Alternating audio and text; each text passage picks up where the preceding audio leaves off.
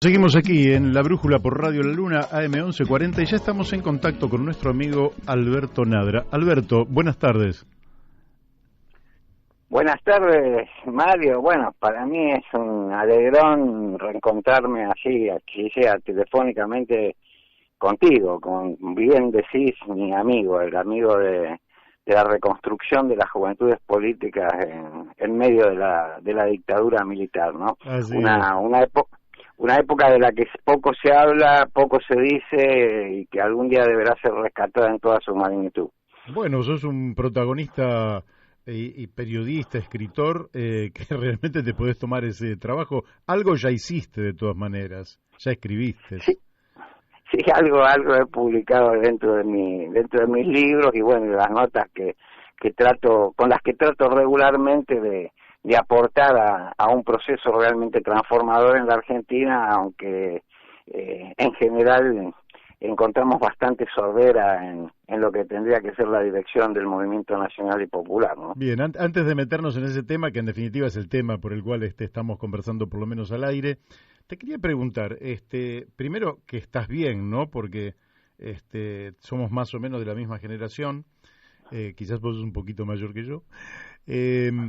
¿Vos tuviste militancia en Aedo, provincia de Buenos Aires? Sí, acotada, porque, bueno, mi infancia fue de mudarme cada 2 años por la persecución de mi padre, claro, y demás.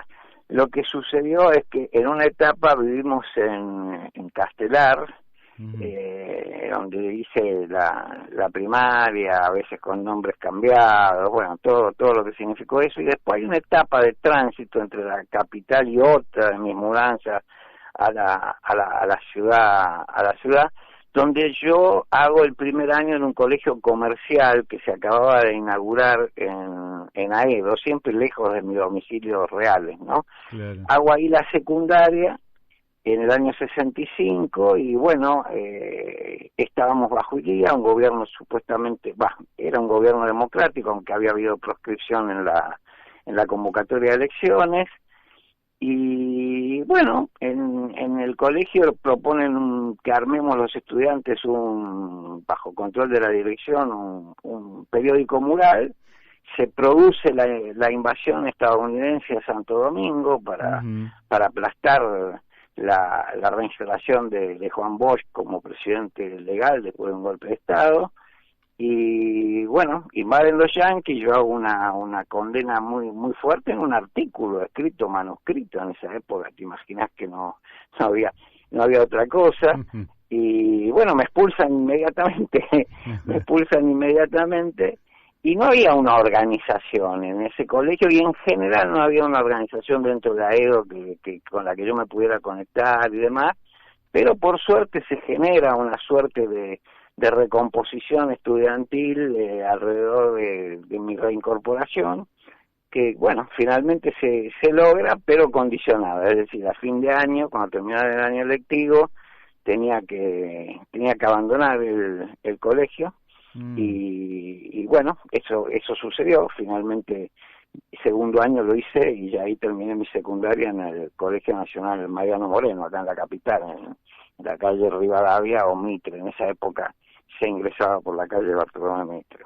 Claro. Bueno, y ahí sí hubo toda una militancia más fuerte. Yo te diría que fue un comienzo de militancia esa que se dio ahí, sobre todo con un posicionamiento político y bueno, un nucleamiento que no llegó a ser gremial de los estudiantes en función de la reincorporación. Claro. Bueno, como yo soy de Aedo, claro, y entonces por eso te preguntaba, pero es nada más que por curiosidad, y esta radio, que es una AM, que lógicamente llega, no sé, muchísimos más kilómetros que el área de Morón, está situada en Morón. Y entonces, bueno, resulta una curiosidad porque evidentemente la mayor cantidad de oyentes son los más cercanos a la antena, aunque, insisto, la antena llega a decenas de kilómetros y supera holgadamente no es una FM. Pero bueno, pero para porque ahí te doy un dato que siempre lejos del lugar, y como yo te decía, de mi domicilio legal, que el que daban los colegios, escuela era otro. Yo hice 3 años de primaria en la escuela número 3, Juan Bautista Alberdi, ahí a una cuadra de la estación de Morón, en la calle creo que se llamaba Maestra Cueto. Sí. Es toda una manzana la escuela, era una escuela modelo en esa época, una de las pocas que había que era mixta, es decir, de varones y mujeres y chicas, y bueno, ahí hice mi primaria, justamente, una parte de mi primaria, ¿no? Yo no sabía eso. Y este colegio que te contaba de Aedo, funciona su primer año, que es el único que hice yo. Después construyeron algo en otro lado que no lo recuerdo, pero ese primer año donde me expulsan y demás era casi sobre Gaona, creo que era en Fasola y Gaona, por ahí claro, era una escuela primaria o una escuela, digamos, de nivel inicial, en la cual durante un periodo funcionó un turno de este secundario al que yo iba. Bien. Y después ya hizo un edificio propio y demás, ¿no? Así que no sé ni dónde, pero bueno, te tiro esos elementos como para conectarnos con el público que te escucha en toda esa zona, porque hemos estado por esos lados durante muchos años, ¿no? Sí, claro, y sí, hay quienes nos están escuchando que son justamente del barrio. Pero voy al tema de actualidad, por decirlo así, porque el 12 de septiembre, hace apenas 16 días atrás, hubo una elección en la cual, bueno, algunos sospechaban que podría existir algún tipo de sorpresa, otros creían que el triunfo del peronismo, sobre todo donde se daba la madre de todas las batallas, que era la provincia de Buenos Aires, iba a estar garantizado. Incluso a las 18 horas algunas personas creyeron por los boca de urna que efectivamente el Frente de Todos había ganado. Sin embargo, sufrió un revés, para algunos inesperados, para otros más previsible.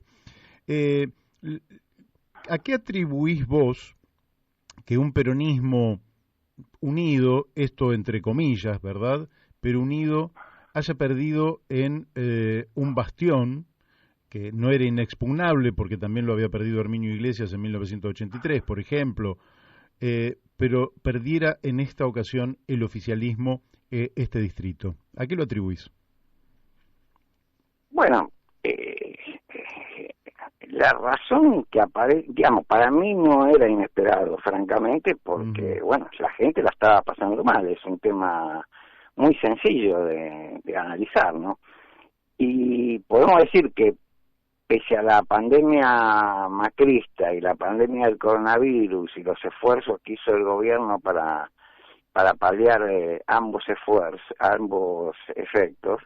no encaró ninguno de los problemas de fondo estructurales que determinan la injusta distribución de la riqueza en la Argentina, y no los encaró porque tampoco los prometió, es decir, planteó mejora en la calidad de vida, vamos a levantar de nuevo, vamos a levantar las persianas, vamos a dar trabajo, vamos a mejorar el salario, vamos a mejorar la situación de los jubilados, que son todas definiciones, Mario, y tú lo sabes muy bien, son todas definiciones que si no se asientan en un programa concreto que las garantice, generando una abrupta redistribución del ingreso y promoción del desarrollo económico en el país, es muy difícil controlarla.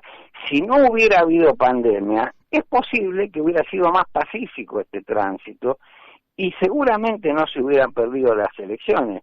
Pero habiendo pandemia y no tomando medidas de fondo que implican tocarle el bolsillo a quien hay que tocárselo y dejar de sacárselo a quien no hay que sacárselo, lo natural es que la situación se agravara, y al agravar, bueno, la gente no acompañó, la gente que ya acompañaba al Frente de Todos no lo acompañó, porque no es que Juntos para el Cambio, Cambiemos, Juntos, sus distintas denominaciones, haya sacado más votos. Lo que sucedió es que cientos de miles de los votantes del Frente de Todos, particularmente en la provincia de Buenos Aires, no fueron a votar, o incluso, conozco muchos de ellos, votaron en blanco porque necesitaban ejercer una manifestación de disconformidad con la falta de un rumbo claramente transformador de la situación, y también yo te diría con la sordera general hacia la necesidad de dar participación a la militancia y a los dirigentes intermedios en el desarrollo de este proceso. Hay, lógicamente, que podríamos decir que la motivación del voto, que es un momento en última instancia, pero la motivación humana en términos generales, uno la puede situar en la parte material y también en la parte espiritual. Dentro de lo espiritual podríamos situar lo ideológico también. Uno puede atravesar una zona de esfuerzo, de sacrificio, pero como adhiere a un proyecto y sabe que el proyecto finalmente va a obtener resultados, bueno, se banca la malaria y vamos para adelante. O simplemente bancamos porque las condiciones materiales de existencia han mejorado. Aquí dio la impresión de que hubo fallas por los dos lados. Nunca estuvo explícito el proyecto de país y tampoco la situación material, salarios y jubilaciones, mejoró. ¿Vos creés que esta táctica de mejorar transitoriamente el ingreso de los sectores populares sin explicar bien hacia dónde vamos puede tener efectos materiales respecto al 14 de noviembre? Me parece que no,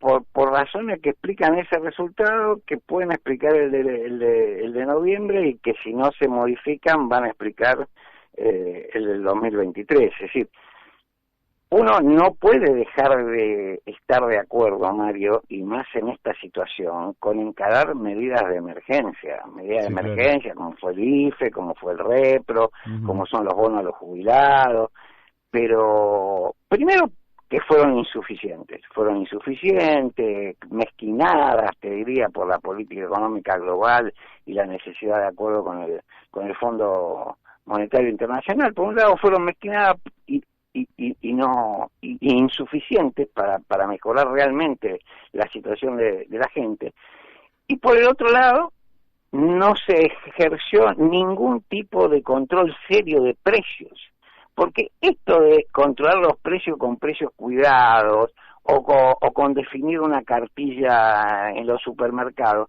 lo que se necesita, y eso forma parte de ese proyecto general que vos decís, pero que se puede encarar incluso sin definir ese general, es un control de precios sobre toda la cadena productiva. Es decir, porque si no la inflación se come todas esas ayudas de emergencia, y se las comió durante todo este periodo, que estamos en un promedio del 50% anual. Las ayudas no llegaron ni por las tapas a ese promedio. Es decir, vos tenés que tomar toda la cadena productiva, el productor, los distintos niveles de intermediación, mayorista y demás, y llegar hasta supermercado, góndola, chino, almacenero, lo que sea, y definir desde el Estado, por supuesto que en conversación, dialogando y demás, con participación de las organizaciones populares, tiene que definir, bueno, cómo se le paga un precio justo al productor, que para cómo se le paga un precio absolutamente injusto.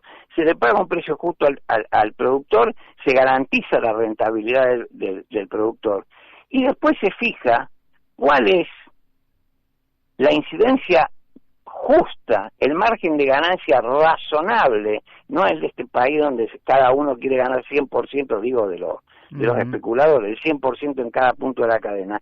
En cada punto se va fijando cuál era el costo inicial, cuál es el margen de ganancia. No puede ser que tenga ganancia del 100%, no, nadie gana más de 7, 8, 9, 10%. Entonces después tenés que fijar en cada punto de la cadena cuál es el nivel de ganancia. Entonces cuando llega al punto final, que es la góndola, no hay esa diferencia de 1 a 20, 30 entre el productor sea de materia prima, productor sea de minorista de productos con valor agregado. No vas a tener esa diferencia. Bueno, todo eso no se hizo, no se encaró. Tienen un temor pavoroso a meterse y a incidir y jugar un papel con los sectores que dominan la economía argentina. Entonces, este es un aspecto fundamental. Insuficiente la ayuda de emergencia, tremenda insuficiencia porque no se controlaron los precios y la inflación se comió esa insuficiente ayuda de emergencia.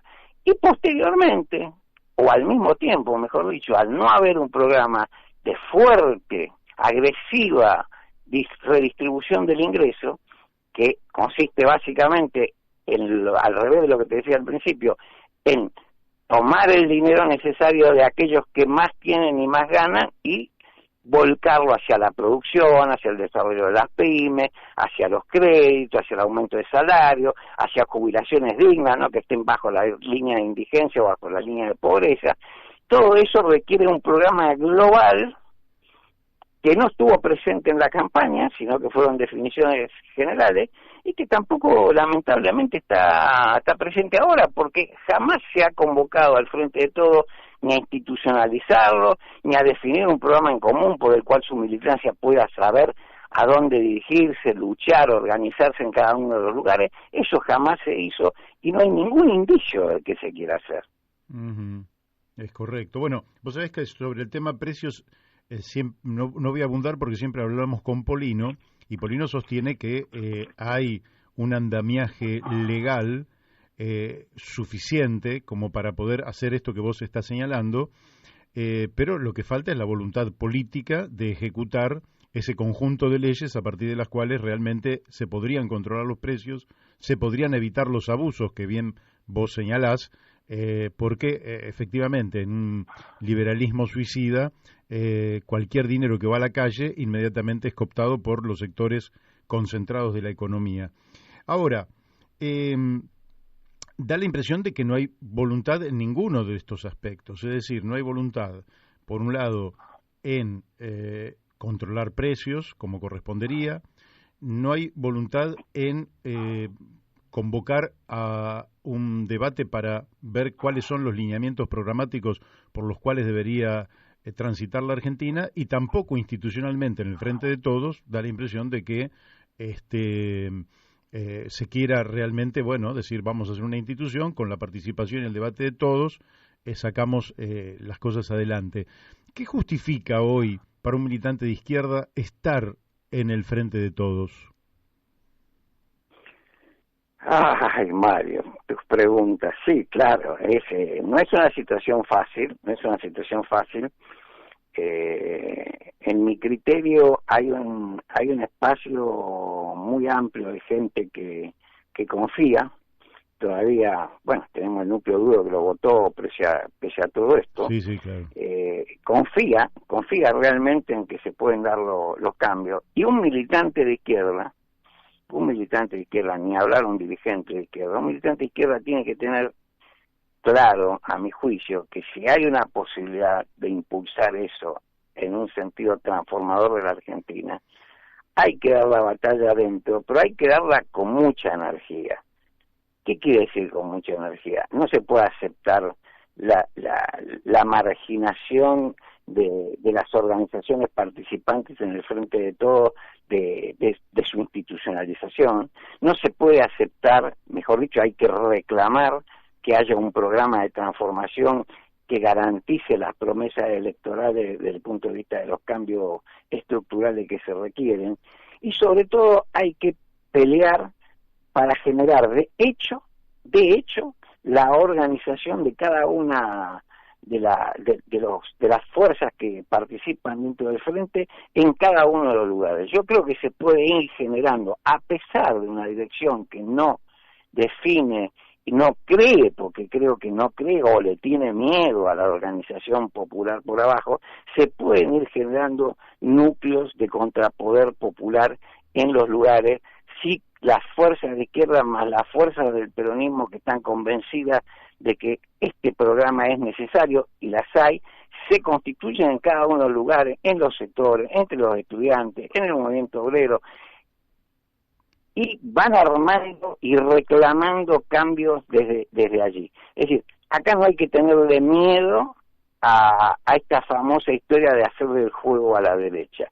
Por un lado hay que estar, es mi opinión, por supuesto, y respeto a la de los compañeros que están constituyendo o intentando constituir otras alternativas que empujen en el mismo sentido, y creo que vamos a confluir. Pero creo que no hay que tenerle miedo a hacer el planteo, a organizarse y pelear por eso, y a esta pomposa frase con la que siempre nos corren de que en la medida en que uno critica y plantea medidas distintas o cambios estructurales, le está haciendo el jugo a la derecha. El jugo a la derecha, en la historia argentina, el movimiento nacional y popular, cuando ha fallado, se lo ha hecho siempre al ceder a la presión de los grupos dominantes, retroceder y finalmente ser desplazado. Históricamente con los golpes de Estado militares, porque no soportaban absolutamente ningún avance. Pero incluso recientemente esa capitulación nos llevó a ser derrotados electoralmente por el neoliberalismo en el 2015, porque no se fue a fondo, porque no se organizó el movimiento popular por abajo y en todos los sectores, y finalmente se hicieron lo suficientemente fuertes como para derrotarnos, y con una mínima diferencia hicieron la tercera catástrofe neoliberal en el país después de la dictadura y del menemismo. Ahora, voy por un lado, voy por el plano más político, por decir así. En el plano político uno puede ver a nivel de la sociedad una avanzada hacia la derecha, que es muy significativa, porque si uno piensa en lo que fueron las elecciones, por ejemplo, del año 2011, donde, bueno, salió Cristina Fernández de Kirchner con el 54%, segundo salió Hermes Wiener con el 17%, tercero salió Ricardo Alfonsín, creo que en aquel momento, después Rodríguez Sá, después Duhalde, en fin. No importa, lo cierto es que hoy da la impresión de que hay un corrimiento muy fuerte en 10 años a la derecha, con una situación que en la Argentina prácticamente no existía. La derecha hoy tiene un partido de masas, no sé si llamarle correctamente, pero por lo menos que electoralmente es absolutamente competitivo, y además se da el lujo de tener a la derecha de ese partido, otro agrupamiento que con la escuela más reaccionaria del neoliberalismo, la escuela austríaca, en fin, Milton Friedman o von Mises o Hayek, toda esa caterva de pensamiento se han consolidado. Y el gobierno da la impresión de que en lugar de marchar a la confrontación de ideas, etcétera, hace concesiones. Las hizo, por ejemplo, en el caso de Vicentín, y yo tengo la impresión de que de alguna manera vuelve a hacerlo cuando designa a un tipo como Mansur en la jefatura de gabinete. ¿Cómo lees vos esta situación que lógicamente en alguna medida excede al gobierno, pero donde el gobierno es un protagonista que tendría que intervenir? Sí, a mí me parece que cuestionaría el enfoque de corrimiento a la derecha de la sociedad en su conjunto. Nosotros siempre hemos tenido un grupo que expresó políticamente las ideas que el sistema de dominio cultural genera, es decir, el sentido común dominante en la sociedad, que siempre es el de grupo dominante, no solamente por los canales y la estructura, digamos, de TN, La Nación, Infobae y demás, sino por toda la estructura cultural, educativa, que está armada sobre esa base. No te olvides que cuando nosotros reconstruimos la juventud política después del golpe, yo te diría que un porcentaje elevadísimo de la sociedad le dio base social a ese golpe genocida. Claro, no porque estuviera de acuerdo con el golpe genocida, sino que tuvo. Y no olvides la poderosa fuerza neoliberal que mantuvo 10 años en el poder a Carlos Menem, con una derecha que después se le integró, pero que lo corría con la misma escuela austríaca que es la de Álvaro Alzogaray. Uh-huh. Es decir, que nosotros tenemos un sector de la población muy ganado, un 40% de promedio, que siempre se lo ha identificado como el sector gorila antiperonista, pero es mucho más que eso. Es mucho más que eso. Es gorila y antiperonista en tanto y en cuanto el peronismo expresa las banderas de justicia social, soberanía política e independencia económica que enarboló históricamente. pero en cuanto el peronismo se vuelve menemismo neoliberal, esa sociedad y ese sector se embloca automáticamente con el mismo peronismo que supuestamente cuestionaba. Es decir, que yo creo que ese sector lo tenemos históricamente. Y el problema que atravesamos ahora es esta fantasía de que Alberto Fernández ganó gracias a su moderación y que perdió lamentablemente porque se radicalizó. No ganó por su moderación y no se radicalizó. Al contrario, lo que se ha impuesto en esta etapa de gobierno es la moderación, y en cierta manera la carta de Cristina Fernández lo que está señalando son esos aspectos. Si bien no plantea vías de solución, ni de reconfiguración del frente, ni un programa distinto, alternativo a lo que surge como consecuencia de esa moderación, la señala, al menos ha señalado los efectos y los peligros que esa moderación ha entrañado. Y yo creo que efectivamente dentro de este gabinete, que muchos se alegran porque sea con mucha experiencia política y con un dinamismo fuerte, nunca ni la experiencia ni el dinamismo garantizan que el rumbo sea el correcto. El rumbo es el correcto si hay un programa y definiciones concretas que lo llevan adelante. Si no, vas a tener ministros muy experimentados y muy dinámicos para política o reaccionaria o simplemente de continuar con esta comprensión.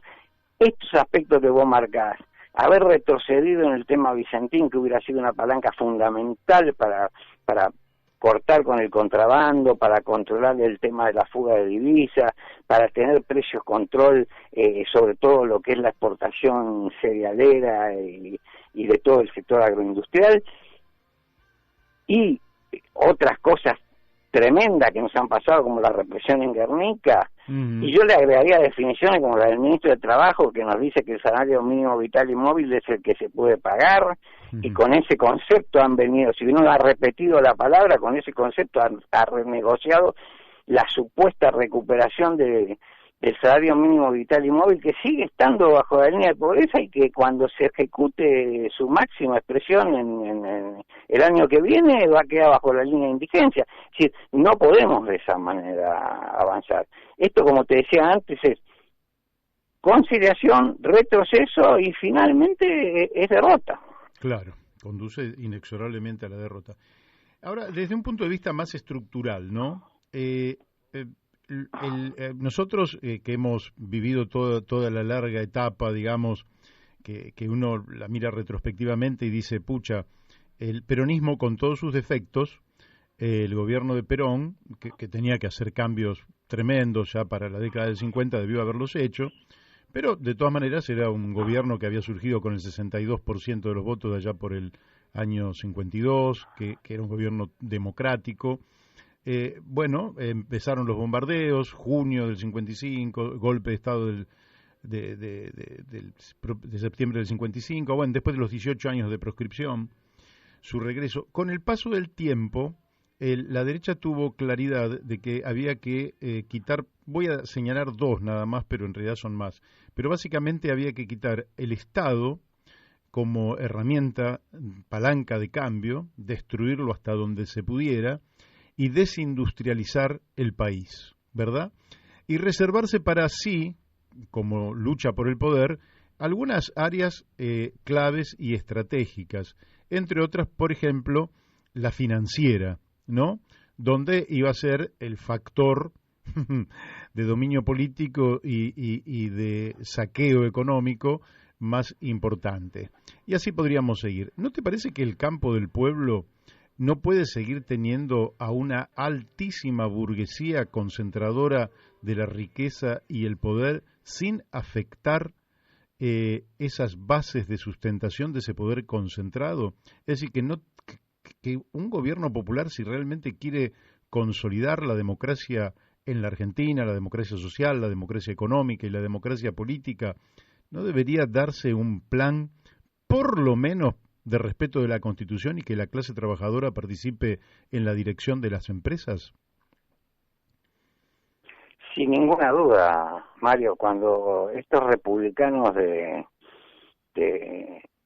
teatralizados, de mentira, hablan de la República, siempre se olvidan del artículo 14 bis de la Constitución, es decir, la participación de los trabajadores en la empresa, la vivienda, la salud y el trabajo asegurado, la protección contra el despido arbitrario, eso sin ninguna duda, pero sin ninguna duda. Ahora, recién hablábamos, si el peronismo quiere reivindicar, quiere ganar electorado nuevamente, si el peronismo quiere realmente mejorar la calidad de vida de los argentinos y hacer un país más grande, no se puede hacer sin tocar los intereses del bloque dominante que ha engordado, se ha enriquecido y ha fugado varios productos brutos, tanto que le gusta hablar de robarse un producto bruto. Se ha robado varios productos brutos a costa del sacrificio, la sangre y el dolor de nuestro pueblo, incluido todos estos años de democracia. Yo te digo, Mario, vos me señalás este aspecto de ser fiel a la Constitución en estos aspectos, pero yo te digo, no hay manera de mejorar la calidad de vida como se prometió en la campaña y como se reitera ahora si vos no asumís un programa de cambios profundos que incluya una reforma tributaria que le haga pagar a los que se enriquecen brutalmente, simplifique el sistema tributario y grave a aquellos que están ganando grandes fortunas, como por otra parte sucede en toda parte del mundo capitalista desarrollado. No estamos hablando ni de Cuba ni de Venezuela, estamos hablando del mundo capitalista desarrollado que grava a sus grandes fortunas, las beneficia de otras maneras y le garantiza la estabilidad, pero grava a sus grandes fortunas. Entonces, primero y principal, o una de los elementos principales es la reforma tributaria, la financiera, para que no siga siendo el eje de la economía de un país la ganancia y la especulación financiera de los bancos, como ha sido ahora, y pese a los golpes en las puertas de los bancos en el 2001, siguen ejerciendo la misma política y tienen la misma ley financiera que aprobó la dictadura para beneficiarlo y con la que han medrado durante todos estos años, y ninguno de los gobiernos de la democracia ha sido capaz de modificar en un sentido positivo que beneficie el crédito al sector productivo, que garantice el desarrollo de la economía, el valor agregado a las materias primas, no, todo lo contrario, absolutamente todo lo contrario. Pero también caben otras discusiones, que es cómo recuperamos las rentas extraordinarias, no las rentas que les corresponde, sino las rentas extraordinarias que están sacando del petróleo, de la minería, en buena parte de la pesca, de todo el comercio de grano manejado de manera monopólica por un puñado de empresas que son las que vienen desde la década del 80 del siglo pasado. Es decir, un programa que incluya todos estos aspectos y que a su vez sea aprobado, levantado y convocado a defender por una organización estructurada por abajo, es decir, la base social que le dé fundamento por un lado, pero que también capacidad de impulsarlo a este programa, de defenderlo de la agresión que sin duda va a recibir, porque esta gente, esta derecha que se ha ensoberbecido y agrandado, no soporta nada, Mario, ya no soportan este tipo de medidas,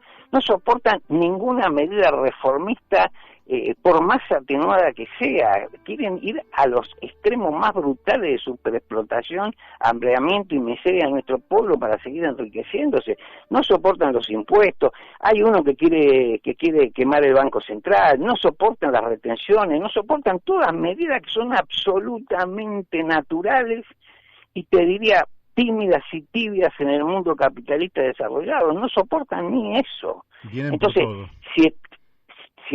Si nosotros como movimiento popular no asumimos esta responsabilidad, y bueno, no tenemos destino y bueno, va a haber un momento en que se va a vaciar esa palabra tan hermosa de movimiento nacional y popular de contenido real. Alberto Nadra, por hoy vamos a dejar acá por falta de tiempo, porque le hemos dedicado unos minutos y acá en la radio el tiempo se me va y ya tengo otro invitado. Pero para mí ha sido un gustazo y si te parece te comprometo próximamente para que podamos hablar y también no solo de política local, sino un poquito también de política internacional, porque vos tenés experiencia en esa materia, sos un observador de la situación internacional y me gustaría que nos contaras cómo estás viendo el proceso ya no solo a escala argentina o regional, sino a escala global. Pero eso lo dejamos para la próxima. Por supuesto, lo que quieras y cuando quieras, Mario. Un gustazo hablar contigo y bueno, saludos a todo tu equipo de trabajo. Bueno, muchísimas gracias. Te mandamos un fuerte abrazo. Bueno, hemos hablado con Alberto Nadra, ustedes lo han escuchado, coherente desde que lo conozco. Coherente desde que lo conozco. Esto que ha dicho acá, creo que es lo que viene sosteniendo desde tiempos inmemoriales. Y eso habla bien de las personas. Uno puede estar en lo cierto o en el error, pero la coherencia es un valor en sí misma. Lógicamente que si uno está en el error, tiene la capacidad siempre de rectificar. Pero creo que en este caso no se trata de un error, sino de una lucha consecuente en favor de los intereses de nuestro pueblo y de la nación argentina toda.